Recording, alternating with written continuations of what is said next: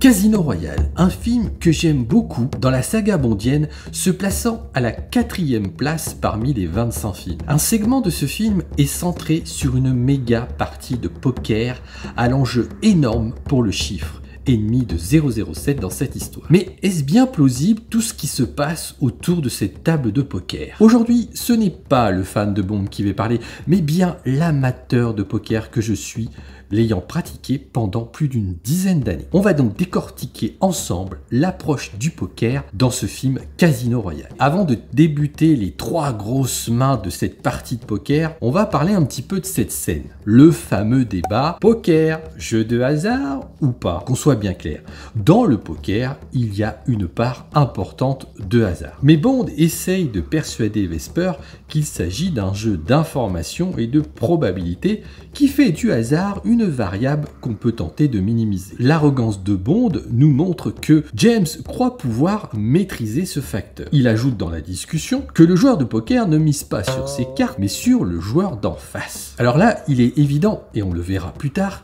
que le film met l'accent sur un coup particulier du poker, le bluff, le profilage, l'étude des tels. Ce qui, en effet, peut aider quand on joue au poker dans une salle de casino par exemple comme dans ce film, d'autant plus qu'ils restent ensemble sur la même table pendant une longue durée. On peut donc étudier de ce fait le comportement des joueurs, comprendre leur range de départ, leur façon de jouer. Mais ce côté au poker, il suffit juste d'analyser les joueurs, d'étudier un petit peu leur comportement, et puis tout va rouler. Je trouve que c'est très exagéré dans le film. Oui, le bluff fait partie du jeu au poker. Mais attention, les spots de bluff sont aussi influencés par le côté technique et pas exclusivement par l'adversaire qu'on a en face de nous. Surtout si on estime, et c'est ce qu'ils essayent de nous faire croire dans le film, qu'on a en face de nous de très bons joueurs de poker. Donc en résumé, quand James se dit que ce ne sont pas les cartes qui sont importantes, mais les joueurs d'en face, faut se calmer, faut pas exagérer tout de même. Et là c'est pareil, demander à Vesper de venir montrer ses atouts pour déconcentrer les joueurs, c'est pas ça qui fait basculer une partie de poker.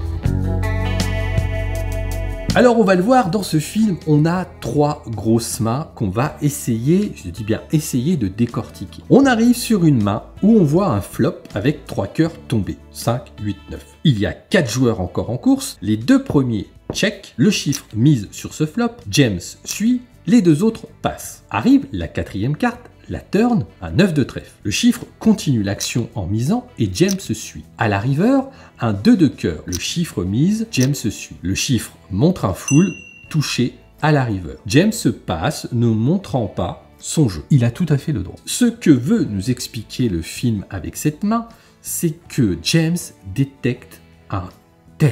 Je pense qu'on va être d'accord, ce tel, ce petit détail de comportement est un peu grossier. On est dans un film grand public, l'idée c'est de comprendre le concept. Mais ce qui m'intéresse plus là, c'est le côté technique. Il nous manque toute l'action pré-flop pour comprendre le coup. On va faire 100, tant pis. Le chiffre décide de miser sur ce flop très polarisé. Ça pue quand même un petit peu la couleur, surtout qu'on a 3 concurrents encore en face de nous. Décider de partir sur un bluff à ce moment-là, c'est un peu téméraire. Bref, le chiffre arrive à faire passer 2 joueurs, mais James paye. Un bon joueur lambda doit commencer à se méfier. Comme on a nous-mêmes pas la couleur, ni une carte de la couleur, on peut se dire que James a peut-être une couleur en poche, ou au moins un cœur dans sa main. James suit, et là aussi, c'est un peu léger comme décision. Bon, admettons, pourquoi pas, peut-être que James veut essayer d'emmener le chiffre dans un bluff foireux. Et puis tombe le 9 de trèfle. Le chiffre a donc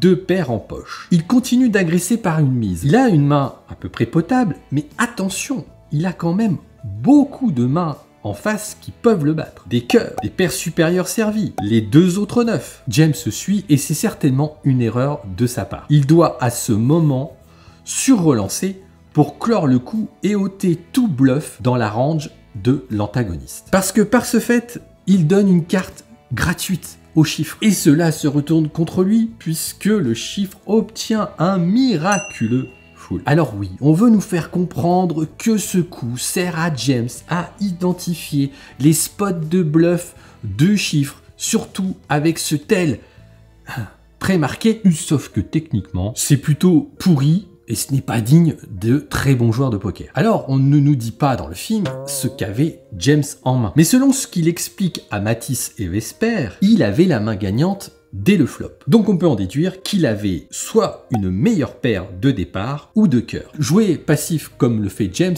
est selon moi beaucoup trop risqué. Et de l'autre côté, le chiffre choisit un spot de bluff plus que douteux, parce que je rappelle quand même qu'il a 3 adversaires en face de lui. À partir du moment où James suit au flop, le chiffre, s'il est un joueur de poker correct, doit tout simplement checker à la 4e carte pour attendre de voir ce que fait James Bond. Petite anecdote avant de passer à la deuxième main, sachez que dans le livre, ce n'est pas le poker qui est mis en avant dans Casino Royale, mais le baccarat. Alors évidemment, en 2006, le poker semblait évident pour remplacer le baccarat, puisque ce jeu à l'époque était en pleine expansion grâce au site de jeux en ligne. La main où James va se faire plumer presque comme un débutant. Là encore, on prend le coup après le flop. Au vu des mains qu'ont James et le chiffre, c'est-à-dire quand même mine de rien As-Roi contre paire de valet, on peut se dire que pré-flop, il y a dû y avoir de l'action. Si ce n'est pas le cas, les mecs, ils sont super passifs. Au flop, le chiffre a donc touché un brelan et James 2 paires. La turn est donc le valet qui donne le jeu max à l'antagoniste. Et oui, le vénard a chopé un carré de valet. C'est Félix qui ouvre le bal à la mise, il se fait étonnamment coller par les deux autres. Là aussi, c'est quand même dingue de voir la passivité de ces deux joueurs avec des mains aussi bonnes. À un moment donné, il faut, comme on dit, value pour ramener des jetons. Et puis tombe à la river le roi de carreau. Alors là, c'est sûr que vu ce qu'a James, un full, il va s'en donner à cœur joie, d'autant plus que le chiffre fait son tel qui montre qu'en fait, il bluffe. Le problème de ce coup ne réside pas dans ce qu'on voit, mais plutôt dans ce qu'on ne voit pas. C'est quand même assez étonnant d'imaginer une grosse passivité pré-flop, alors que l'un a As-Roi, qui est l'une des meilleures mains au poker, et l'autre a une paire de valets, qui est quand même plutôt une bonne main. Et on retrouve aussi un Félix, qui lui est plutôt agressif, et qui décide, à bon escient certainement, d'abandonner le coup. C'est peut-être lui le bon joueur de poker en fait. Et on arrive à la dernière main, la main de la gagne pour James. Mais avant de détailler celle-ci, un point important qui est vraiment mis de côté. James est éliminé et Félix lui donne de l'argent pour qu'il revienne dans la partie. Donc James redémarre le jeu avec uniquement 5 millions de jetons, ce qui est quand même beaucoup moins que ses adversaires, et en particulier le chiffre qui a déjà récupéré tous les jetons de notre 007. Et là, on arrive à la dernière main et on voit notre James avec un paquet de jetons. Ce qui est un petit peu dommage, je trouve, d'un point de vue cinématographique. On aurait pu imaginer une séquence d'une petite minute pour voir la remontada de James Bond contre qui il a gagné des jetons. Peut-être qu'il a même éliminé certains joueurs. Là, on démarre la troisième main. Enfin, on démarre pas tout à fait la troisième main puisqu'on la prend elle aussi en cours de route. Et on s'aperçoit que James a un paquet de jetons et même mieux, il a plus de jetons que le chiffre, puisqu'à l'issue de cette main, il va gagner le tournoi. Alors clairement, pour analyser cette dernière main, mais aussi les autres, il nous manque le jeu pré-flop. Qu'est-ce qui s'est passé pré-flop? Pourquoi ces 4 joueurs se retrouvent encore ensemble dans le coup après le flop? On n'a aussi aucune notion de stack. Mis à part de voir que James est légèrement au-dessus du chiffre, on ne sait pas ce que les deux autres joueurs ont en possession. Et ça, c'est très important, je vais vous dire pourquoi. Quand on a un gars qui a une paire de 8 avec un stack réduit et que les blindes sont très élevées, je suis épaté de voir que le mec n'a même pas fait all-in pré-flop. Et je suis aussi étonné de voir un autre joueur qui a une bonne main à 4, roi, dame de pique, qui lui, se retrouve à suivre le coup et n'a pas fait tapis pré-flop. Ce que je dis est très important parce que vous vous doutez bien que si quelqu'un fait tapis avec paire de 8, peut-être que derrière, James ne se retrouve pas dans le coup avec un 5 et 7 de pique. Mais bon, on prend le coup à partir de la turn. Et James touche le jeu max puisqu'il touche une quinte floche. Autant dire un Graal qu'on ne touche pas tous les jours. Dans ce coup, avant le flop, il avait 0,23% de chance de toucher cette quinte floche. Mais bon, on a une somme de petits miracles qui débarquent dans cette main, puisque James se retrouve à la turn encore avec 5 et 7 de pique, et à la turn, il va toucher le gros miracle, la quinte flush. Et là, je peux vous dire que quand j'ai vu le film pour la première fois, je me suis dit, non, quand même, ils n'ont pas poussé le bouchon si loin. Techniquement et stratégiquement, ce coup, il n'a aucun sens. À la turn, il ne se passe rien. Là, encore une fois, c'est très passif comme action. Mais plus étonnant, à ce moment-là, c'est que l'un des joueurs a une couleur.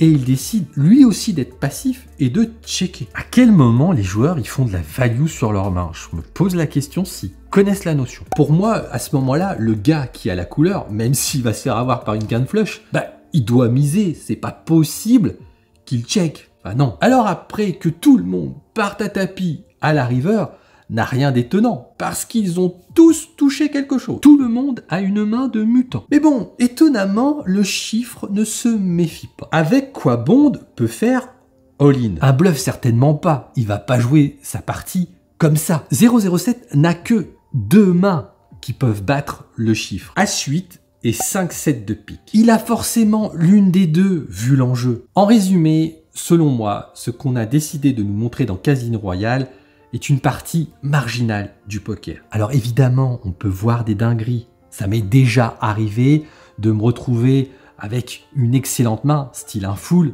et en face, il y avait un carré.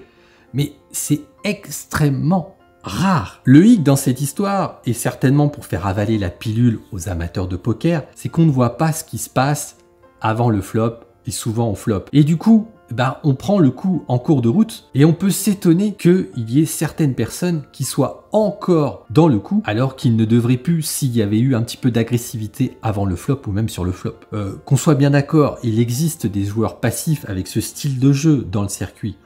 Mais que là, on ait un ensemble de joueurs qui soient tous passifs au point de se retrouver dans des coups un peu dingos, c'est quand même un peu gros. Alors il y en a plein qui vont me dire, bah oui c'est normal, c'est un film, c'est du cinéma. Oui, certes, et ce qu'on voit à l'écran est plutôt bien fait dans la mise en scène et surtout dans la montée du suspense. Alors on aurait pu imaginer faire la même chose, mais en nous montrant l'intégralité du coup de poker et en se disant, ah ouais, et puis on va pas se mentir, avoir un tel aussi grossier que ça, non, là vous doutez bien que si quelqu'un fait ça dans une partie de poker à chaque fois qu'il bluffe, comment dire, faut qu'il passe à autre chose. Malgré cette séquence de poker un peu tirée par les cheveux, bah oui mais j'en ai plus beaucoup. Casino Royale reste un film que j'aime, que j'apprécie énormément, et si vous voulez savoir en détail ce que j'en pense, je vous invite à me rejoindre dans cette vidéo. Allez, à tout de suite.